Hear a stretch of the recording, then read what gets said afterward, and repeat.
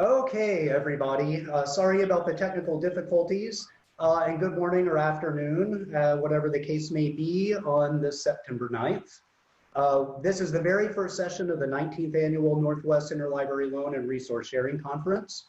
Our presenters today are Katy, DiVittorio, Sommer Browning, and Philip Gaddis, and the session is SILLVR Streaming Interlibrary Loan Video Resources. I'm David Ketchum. I'm the Northwest ILL website coordinator, and I'm the convener for this session, and I have a couple of house cleaning things before we get started. I need to ensure that everyone knows the session is being recorded with the permission from the presenters, and the recorded session is going to be made available online after the conference. Today's presenters do retain copyright in the information they're presenting, and they can request the NWIL committee to remove the recording from public view at any time. All attendees should be muted already and their videos turned off. We will be taking questions through the Q&A function, and we'll address these at the end. So please, if you have questions, go ahead and drop them in Q&A. And most importantly, perhaps, is the keyword for the door prize. I'll be sharing that at the end of the presentation before Q&A. So look for that. You probably saw Miriam's example in the keynote. I'll share a URL, and you will go in and put the keyword and be entered into the raffle. On that note, I hand the session over to the presenters, and thanks in advance for what's going to be a great session. And let's get going.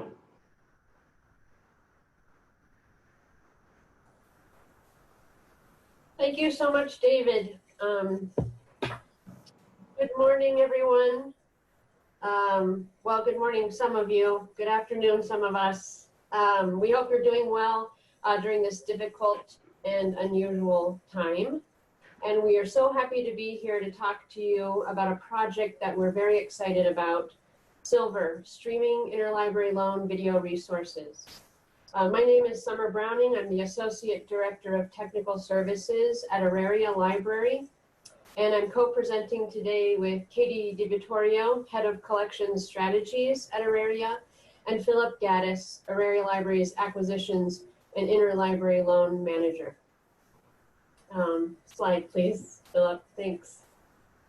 So Auraria Library is the library for the Community College of Denver, Metropolitan State University of Denver, and University of Colorado, Denver. All three of these schools use the library, and we're all located on the same downtown campus. We're pretty unique in that regard.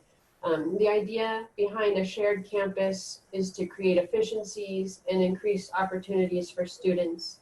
But we're not unique among universities in the way the campus was created. So through a bond measure in the mid-1970s, the city of Denver voted to force the removal of over 250 Mexican-American and other Latinx families and their businesses from the Auraria neighborhood to make room for this new campus. We just share that in an effort to understand the history and our place on the Auraria campus and in the city of Denver, and to acknowledge that unfair treatment of these families and our debt to them and to their work and to their well-being. We think about that a lot here. Auraria is a highly diverse campus in just about every way you can imagine. The majority of our students are non-traditional. They're commuters, they're first generation. We have a high population of veterans, international students, and undocumented students. Two of the institutions we serve are designated HSIs, that's Hispanic Serving Institutions. It's a federal designation. It means at least 25% of our students identify as Hispanic, and the other school, University of Colorado, Denver, is approaching that status.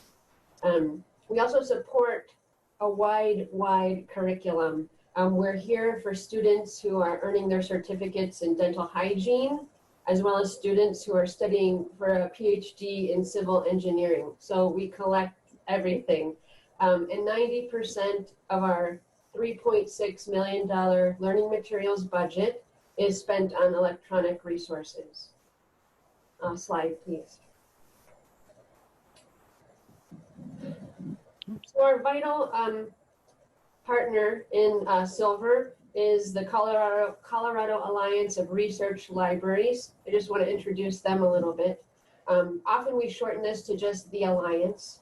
The Alliance is a consortium of libraries founded in 1974 that negotiates contracts for e-resources for its member libraries, as well as provides other services such as professional development, the ERM, electronic resource management software, Gold Rush, as well as Prospector, which is a regional library-to-library borrowing and lending service. And it's through Prospector that users are able to borrow and lend streaming videos. Philip will talk more about that later. Slide, please. So SILLVR started long ago, slide, in 2017, and it feels like a decade ago. A library reorganization moved interlibrary loan into what was then known as the acquisitions department. And when we had new staff working on ILL and adding that acquisitions perspective, we started asking questions about why certain materials were lendable and others were not.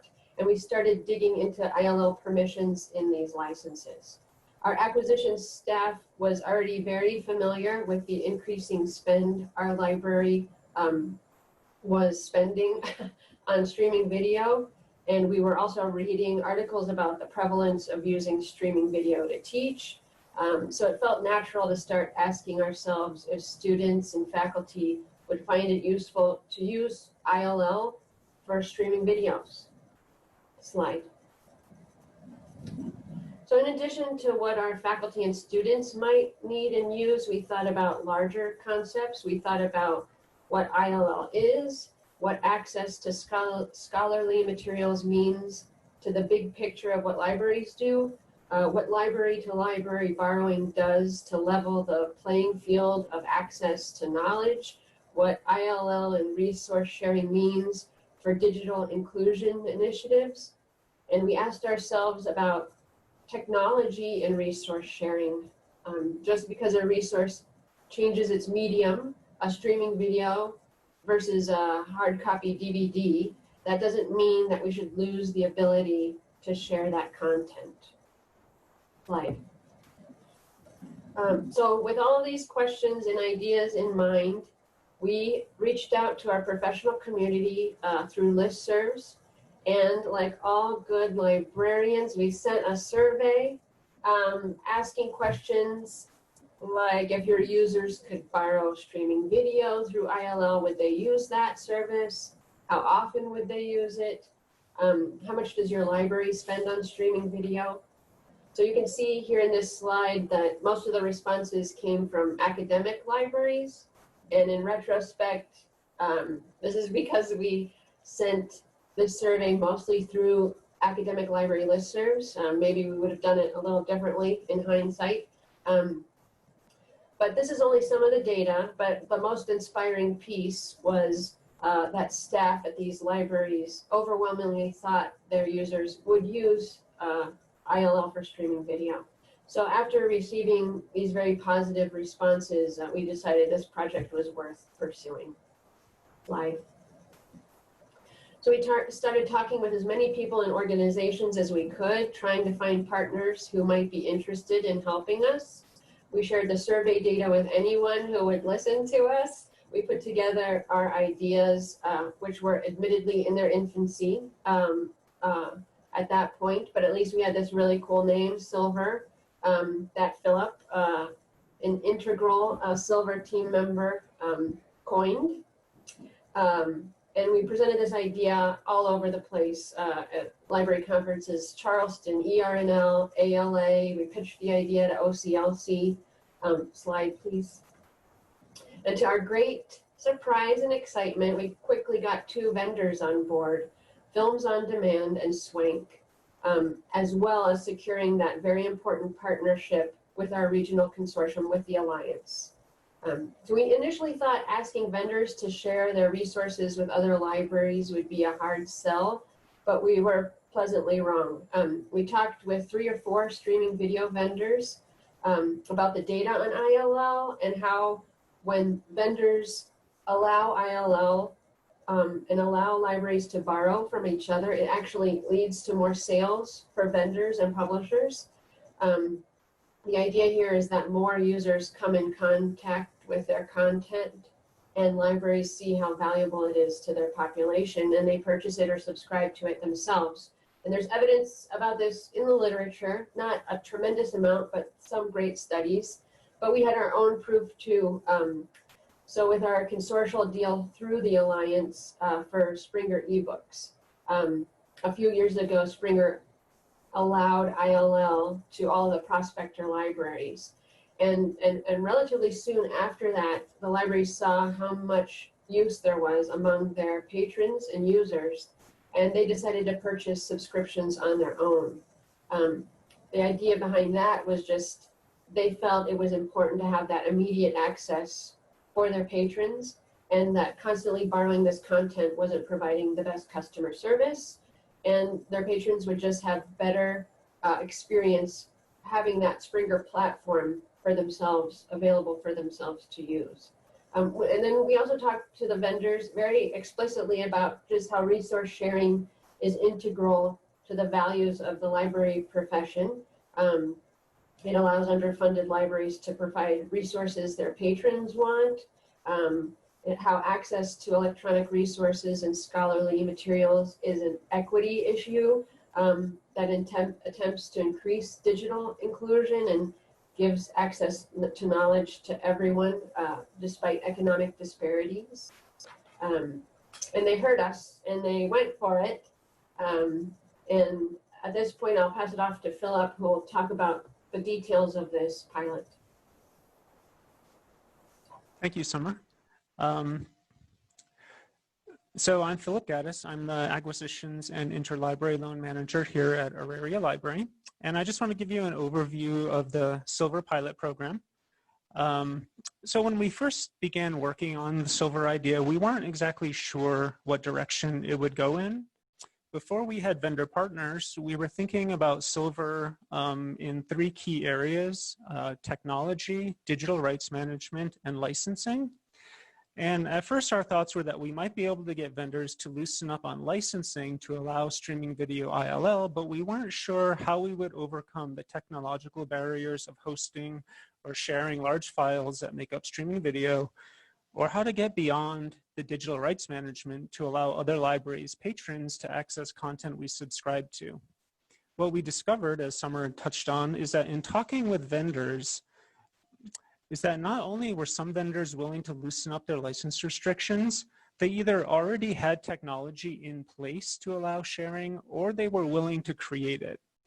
And by allowing the vendors to manage the technology and the digital rights management, which were already in their control, SILLVR was actually a viable idea through these partnerships. Thus, SILLVR became a program of libraries and vendors working together to allow streaming video ILL for the benefit of everyone involved: the vendors, the libraries, and the library's patrons.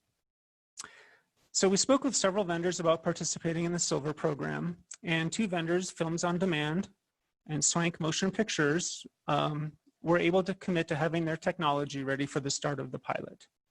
And then another key partnership, as was mentioned, was with the Colorado Alliance of Research Libraries and their prospector service. So once we had our vendor partners set up and ironed out the details about participation requirements, we began planning the pilot program, which was to run January to December of 2020.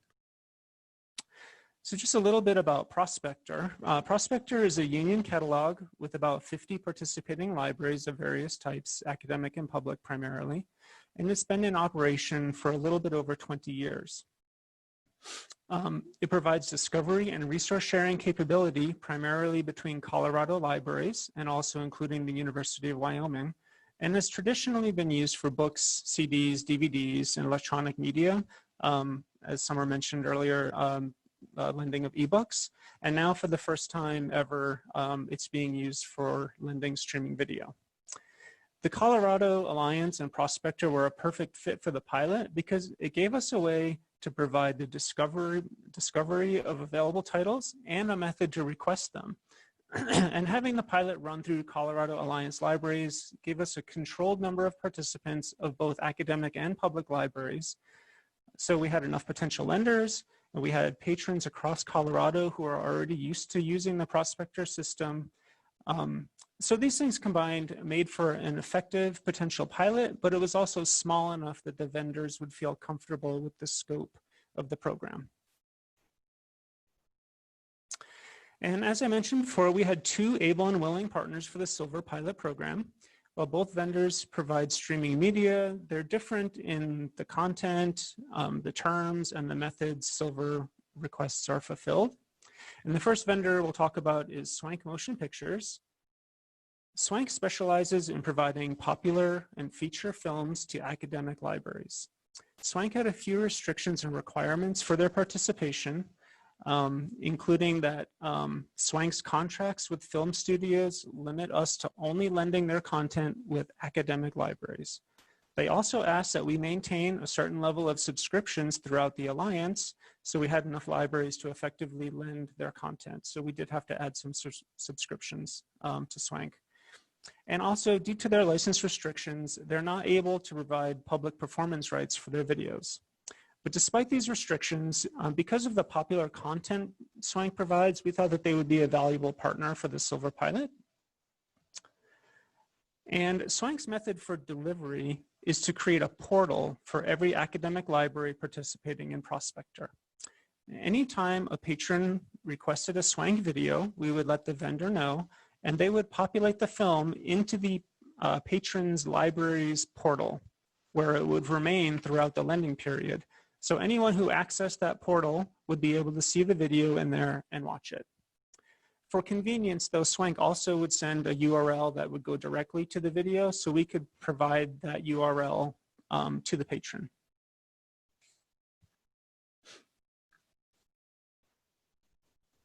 The second vendor we partnered with for SILLVR is Infobase and their video platform, Films on Demand.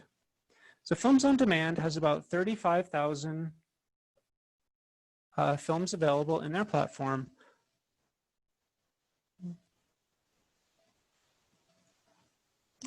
Sorry about that. Have about 35,000 films in their platform, focusing mainly on educational content and documentaries.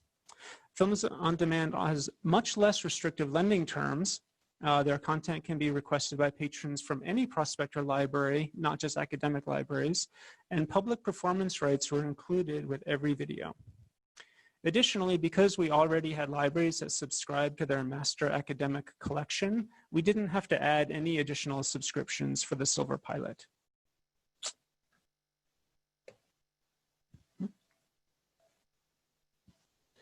So Films on Demand's delivery method is also quite different than Swank's. Films on Demand created a tool in their administration portal called a token generator, through which we'd be able to generate a time-bound URL directly to the Films on Demand video being requested. The URL would work for the duration of the loan and then automatically expire. A lending library could generate the URL and share that with the patron or the patron's library without having to contact the vendor, making this process less mediated and overall faster and easier for the lending library. So in order to get our streaming video content requestable and to appear in Prospector as requestable, we had to make a few initial changes to its cataloging, including changing the item type, because traditionally streaming videos were not requestable media through Prospector, so we had to make them requestable. And we also added keywords, SILLVR specifically, to the searchable record of these fields, and either added Swank streaming video or Films on Demand streaming video to the barcode field. And this would make items easier to identify in the paging slips once they were requested. And for Swank videos, we also thought it would be beneficial to add a note that they were only requestable by academic libraries. And you can see that there at the bottom of the screen. So the SILLVR workflow is actually fairly simple. A patron would request a video through Prospector, find a video in Prospector that they want, and places a request on the item. the lending library would receive the request via a prospector paging slip. And then the lending library would generate the URL. So that would either be by using the token generator, or they would contact Swank and let them know that a particular library has requested a particular film, and then Swank would populate that film into their portal and then send us the URL. Once we have the URL, the lending library would send an email to the borrowing library that would contain the patron information, the film information, the URL, and the expiration date. And then from that point, the patron would have 21 days to watch the video. After 21 days, the video would automatically expire, and that would be the end of the workflow at that point. So now what I'd like to do is I would like to just give you a quick overview of some of the tools and the workflow of SILLVR here. Let's see.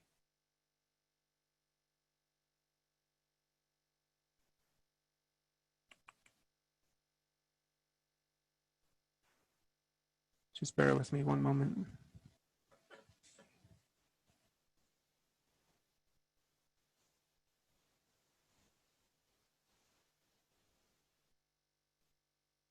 Okay, hopefully you can all see the prospector interface here that I have up on the screen. If you cannot, I would appreciate if somebody would give me a shout, but I'm going to assume that you can see it.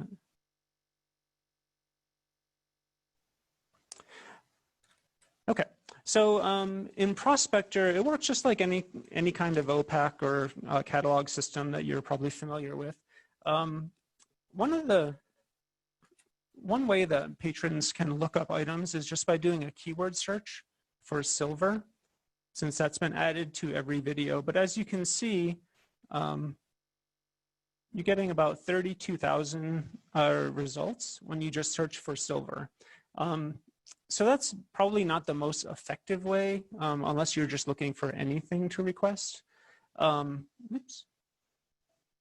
But you can also combine that with, let's just say that you're a teacher and you're looking for something to show your students on chemistry.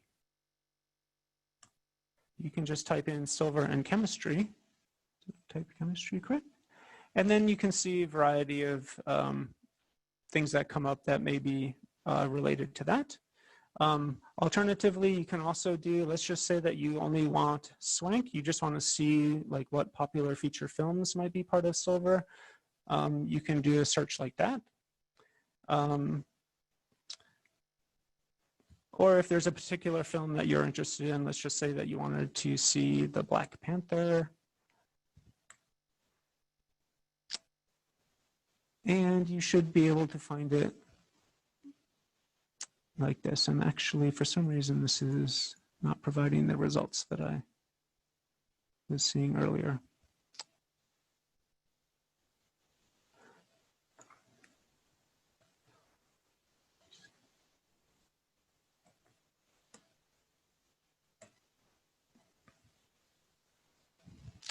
Well, in any case, once you get into the record, you'll see our note here from Swank. The streaming video is only available to academic library patrons. You'll have the option to request it, which you would do here. You would have to select your library, and I'm just going to use my home public library here. And you do have to choose a pickup location, which is a little bit confusing for a streaming media, but it's just required for Prospector. It doesn't really change the results. And I just got an error message that I'd never seen before. Well, let me just try something else.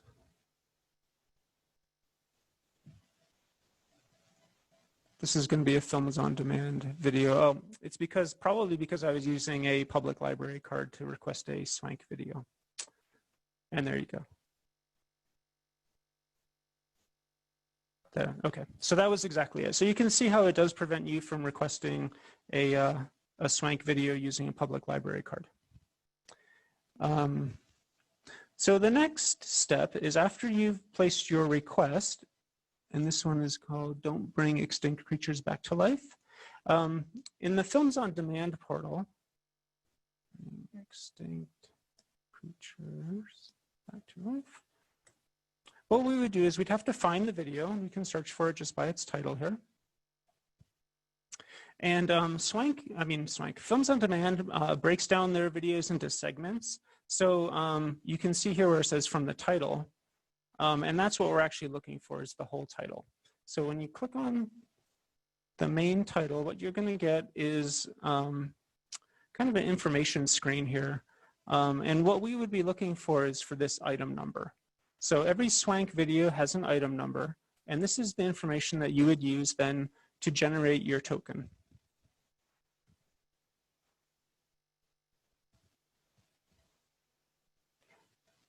And can you all see the token generator now?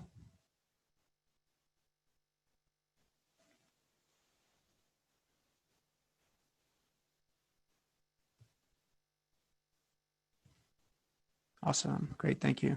Okay, so in the token generator, you just basically copy and paste that number and click on Generate Token. And let me just restart this because maybe I timed out since I've been logged in for a little while. Okay. There we go.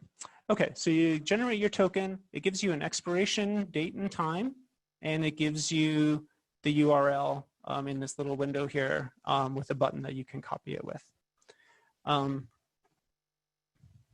So once you have that information, you're basically ready then to fulfill the request. And so what you would then do is you would, we have a contact list for every library that's participating in Prospector or in SILLVR.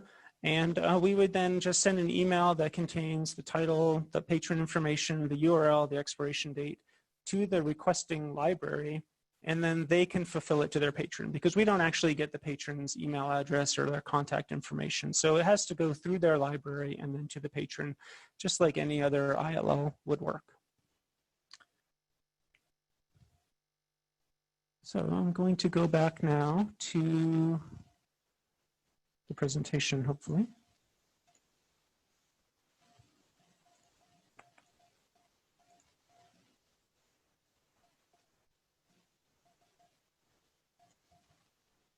Oops. Sorry about this.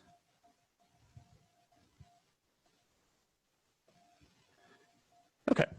So just to give you a couple other pieces of the puzzle here, this is what a paging slip looks like for us in Prospector when it prints out. Lately, we've been just doing them as PDFs because we've been working from home, which works just as well. And you can see it's a little blurry, but it has the title on there. In the barcode field, it shows Swank streaming video, so that way we know right away what vendor we're dealing with. And then it contains the patron's name, which of course we mark out for patron privacy, and the institution that placed the request. So that's all of the information that would be needed to fulfill the request.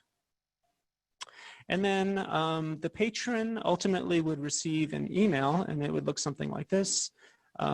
You know, have the title, item number. The item number is useful in case there's similarly named items out there.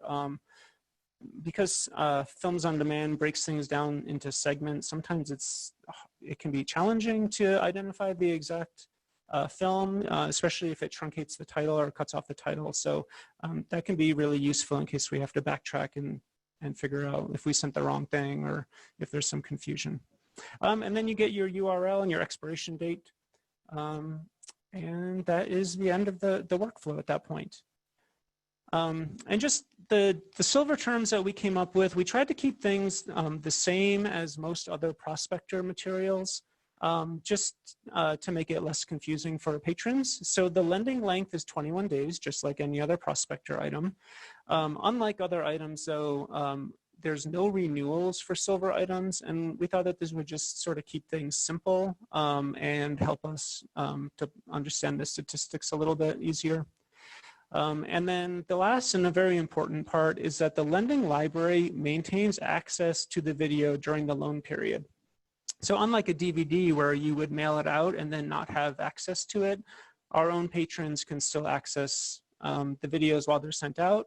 And we can even lend out the same video to multiple patrons at the same time. So it's actually just really fantastic service from that perspective.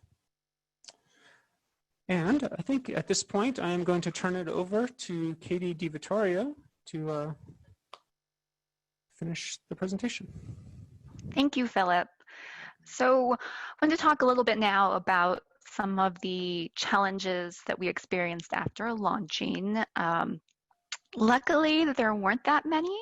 We didn't hit that many hiccups, but some of the things we did experience is that the resource sharing software that we're using, Prospector, and a lot of software for ILL really isn't designed for lending of electronic materials like streaming video or full ebooks.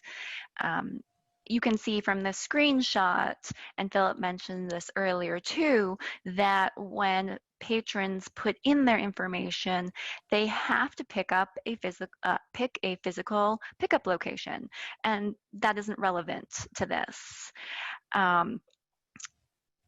It's also a more mediated process, specifically for SWINK. We have to email them every single time that we need a URL. Films on Demand, their process is much easier, much quicker. And each vendor really has to design their own process. So as we see, we have two different processes with Films on Demand and SWINK. If we bring in additional vendors, they might yet have another different process. So there's these silos still that are happening. And then we haven't heard anything about this, luckily, but we are aware that there could be connectivity issues in rural areas. We're keeping an ear open for that because we know that could be a possibility. So next slide. So I want to talk about the statistics for the pilot. So we launched January 6th, and between then and mid-March, we had tons of requests. We had around 400 Films on Demand requests. It was much more than we expected. It was awesome. We didn't actually see that many, and we think that's because of the restrictions of SWINK, where we can only lend academic libraries, and there's about 16 academic libraries in the Alliance, and there's over 50 libraries, including public with Prospector, that could borrow the Films on Demand. So many more libraries that actually could borrow Films on Demand than SWINK, and we were seeing the majority of our requests coming from public libraries. It really was public libraries that often are underfunded, that can't afford this type of material, that were borrowing it through ILL. Then the pandemic hit mid-March. Prospector was shut down for a couple weeks. It is primarily used for print materials, so we shut it down. It took a couple weeks later, it was brought back up for e-resources, so ebooks and SILLVR. However, we haven't seen the same level of requesting that we saw before. I think because patrons are just not going back to there because the majority of the materials are not available. We did just turn Prospector back on for physical materials for many of the libraries in, this week. And already with school restarting, we're seeing an uptick again of usage. So our pilot year has been unusual for statistics. And we do hope to continue this in future years. We want to keep going. So I think we will get back up to the amount of usage we were seeing at the very beginning. So next slide. So what is SILLVR's future? We plan on extending it into 2021. We're going to ask our current vendors to participate in the future year, and we hope they will say yes. We also hope to invite additional streaming video vendors. As we said, we talked to a lot of streaming video vendors when we were first starting this, and we had interest from other vendors, but we picked Swank and Films on Demand for various reasons. You know, they were ready to go. The amount of funds that they required was either none. Films on Demand didn't ask for any additional funding, which was great, and Swank just asked for the Alliance libraries to maintain a certain level. We didn't have that much Swank content among Alliance libraries, so it made sense that we add some and keep a certain amount. And then we also hope to expand it beyond Prospector. Films on Demand has already indicated informally that they're open to that. So again, our vendors we're working with seem really open to going beyond our current Prospector pilot. Next slide. So how can you help? We really want everybody in the audience to go back and look at what streaming video collections that you have and look at the platforms that you're a part of. So a lot of you attending might be part of Summit or the Orbis Cascade. You know, could you leverage those to do something like SILLVR? Ask your vendors for ILL permission. So if you're not the person in your library that does that, talk to them. Talk to your acquisitions folks. They're very used to negotiating and working with vendors. And just ask. You know already Swank Films on Demand has said yes once. So ask them to do it within your consortium or your group. If you have other vendors that you're really interested in, Sage Video was another one that seemed very excited about participating in the first year, but for us, they wanted more funds than we were willing to commit at the time. So there are others out there that want to participate. I will say another thing we found was that the larger vendors were more positioned to participate because they have the labor, they have the capability to do something like this. We really want to support smaller streaming video vendors, but they didn't seem to have really the capacity to participate. And then, support initiatives. If you're a supervisor, if you're a manager, if your people have crazy innovative ideas, try it out. This is my shout out to Sommer, who is my supervisor. She said yes when we started to talk about this, and I think back to previous or other supervisors I've had, and I don't know if they would have said yes. And I think a lot of people were skeptical. We were skeptical at times too, but try it. You never know. You never know. So I really encourage those people that supervise and manage to say yes when your people come up with new ideas or ideas that might seem a little impossible. Next slide. Final thoughts for us. We feel like SILLVR is off to a really great start. We've had really great working relationship with Films on Demand and Swank. They have been fabulous to work with. We did write an article that came out in January that talks more about how we came up with this pilot. So there's a link there, and we'll send it out to if possible, we'll ask the Northwest ILL if they can send it out to participants. Yay, thank you. And we have a Twitter handle that we don't use it very much, but it's there if you want to follow us. And then the last slide is just references, and that's it. And so we're happy to answer any questions that you all have.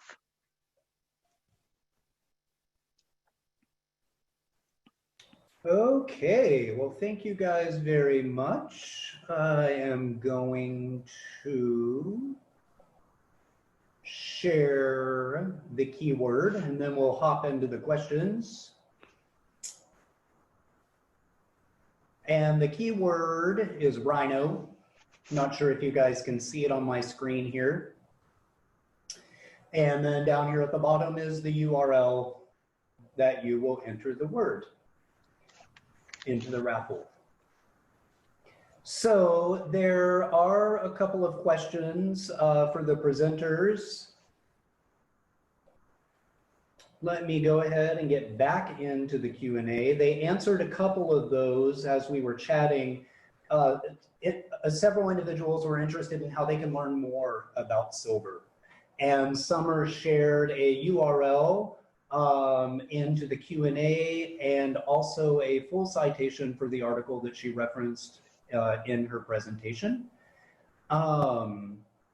Looks like participation was popular. So there's a question about, and you may have answered this already, but if so, I missed it also. Can several patrons from the same library watch the film at once? Yes. And I believe it was Philip who mentioned limiting for academic libraries. What criteria are you using to determine whether a library is academic or not? Is a good question that maybe Katy knows the answer to. Yeah. Well, we're using the definition that the Alliance uses. So we have an MOU with both Swank and Films on Demand. And in the Swank one, we list out all of the academic libraries that are members of the Alliance. So it's an interesting question, like what counts as academic or not. And I think we would need to talk more with the Alliance how they define it, but it's a conversation with the vendor. I'm sure we could attempt to negotiate or argue if there's a type of library that's kind of on the fence, like we have one we have an Air Force Academy, and I don't know if that one is one that's kind of like, is that special? I'm not quite sure. But vendors are willing to negotiate. So if you feel like, oh, maybe your library is academic and you want Swank to lend to you, I'd say try it, go for it. Okay. And another question about kind of the technical side of things. Does SILLVR limit the number of users that can concurrently request a title? And when a user receives access through SILLVR, how many times are they able to view it before the loan expires? So my understanding is that there's no limit to the number of users that can concurrently request a title. And they can watch it an unlimited number of times during that 3-week period until the URL expires or until Swank removes the video from the borrowing library's portal. So yeah, there's no limit. I mean, I could imagine that if we received 1,000 requests for the same video, some eyebrows might get raised somewhere, especially for Swank, because I feel like they were a little bit more concerned about the number of loans than Films on Demand was. Films on Demand, I don't think ever mentioned anything about the number of titles that we could loan or anything like that. And I think Swank maybe was curious what we were expecting and maybe had set a soft limit, but I don't think there was actually any limit really set. I think it was just some conversations that we had about like what would be allowed. Yeah. Swank did set a limit, but we Okay. haven't gone anywhere near that limit. And they said that if we got near it, we could talk. Okay. We could again negotiate. But it hasn't been a concern. Yeah, it hasn't been a concern, and there's been several titles that have been requested by different libraries, and therefore I assume by different patrons that were all Films on Demand, but there's not been any problem whatsoever. All right, and someone's asking about Prospector. Is SILLVR only offered with Prospector? Are there considerations about working with other school systems, or does this only work in your shared union catalog? So one of the things we're hoping to do in 2021 is expand it out to Mobius. So that's a conversation we're hoping to have with our vendors. That's another consortial group. So because we already have a relationship with them. it's easier now, like doing like adding another consortia into Prospector isn't necessarily, I think, as easy, but you guys could do the same thing within your own consortia. So what I imagine is, we have a collective group of libraries asking for this type of service, and you guys try it out and we figure out what the best workflows are, and then maybe hopefully it can become part of something that's more national, like using it through Iliad or Tapasa. Like, this is kind of like the small pilot and hoping to grow out eventually, so it does become more national, international, rather than these little pots of groups of libraries. Thanks, Katie. There's another question. It's from another attendee, but it's kind of a good follow-up, which is, are the presenters aware of other library consortia that are lending electronic materials like streaming videos? And what's your best advice for bringing this idea to our local consortia in order to gauge interest and to start pilots? Yeah, so something else that's interesting that we heard about when we were first starting was it's a specific library, it's not a consortia, but they started doing ILL for streaming audio.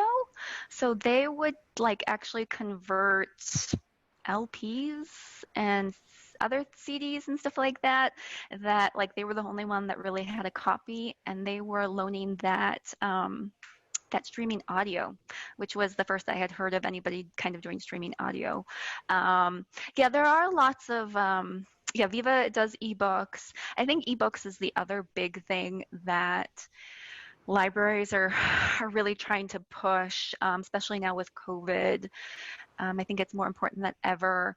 Some of you may participate in Occam's Reader. We do. I think the challenge with that is we found there's very limited number of libraries and limited number of content within Occam's Reader. We are one of 4 cohorts that are about to start a new ILL full ebook pilot with a major vendor, which we're really excited about. I don't know how much I can say. So there's lots of new initiatives. Bringing it to your own consortia, I mean, I think you can share the work of SILLVR and because consortias are kind of their own little network, have your main consortia people reach out to our main consortia people, which is George Makovic, Beth Denker, and Rose Nelson, and have them talk to them, because I think that's their own little networking thing, and they can talk it up, because from their perspective, it's really successful too. Thank you. And perhaps another follow-up question, again about the future of SILLVR. So besides adding new vendors, what are some of the directions you'd like to take the program? What would you guys like to see happen next? I would love to see these things more discoverable in WorldCat, and then requestable through Iliad somehow. If you could see what library, just like you would do with a book or a DVD, if you could see who subscribes or who owns the content, you could place a request through Iliad, have them generate the URL, like a Films on Demand token, and just email you back the URL. I mean, I would love to see that happen nationwide. We would just have to get the vendors on board with such a big program like that. So I think that this is a good first step.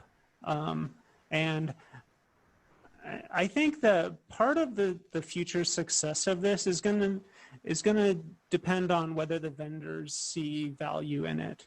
So if it works like we suspect that it's going to work, that the libraries whose patrons are borrowing the most items may create their own subscriptions. And I think that would provide a huge, just a huge motivation for the vendors to expand the program too.